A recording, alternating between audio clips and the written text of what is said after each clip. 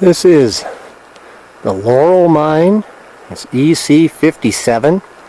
It's about 2/10 of a mile downstream from the Gold Point mine where we just left. You can see sort of that the portal's totally caved. I climbed up in there and got some stills of it, but it pretty much, you can't find any opening whatsoever. It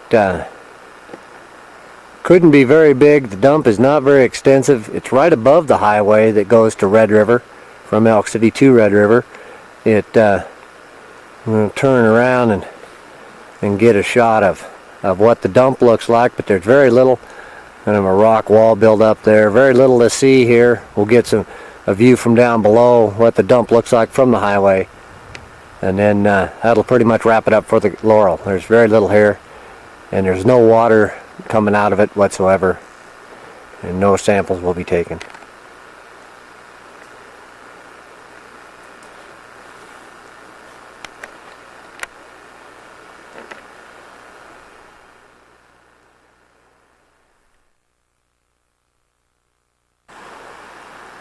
This is a view from the mouth of the portal, looking southwest toward the end of the dump. You can see it pretty much just ends right there. You may be able to see the river in the background and the highway. We'll go down and take a look at that, but the dump's kind of flat topped, not very long, maybe much 50 feet, pretty well overgrown with lodge poles and such, and it's very hard to tell just what's going on there. We'll go down and look at the lower part of the dump, and then that's it.